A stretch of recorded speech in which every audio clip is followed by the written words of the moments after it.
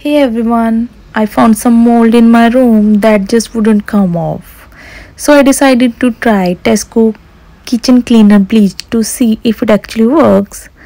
First, I sprayed the cleaner directly onto the mold, make sure to cover it well. Then I placed a tissue over it to soak up the cleaner. I left it for 30 minutes. Okay, it's been a 30 minutes. Let's see how it did.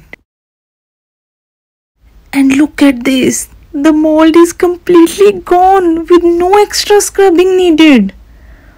Wow, what a difference. The area looks so much cleaner and fresher now. Wow. If you ever find yourself dealing with a stubborn mold, give this method a try. It's super easy. If you like this tip, please give me a thumbs up and don't forget to follow for more cleaning hacks. Thank you.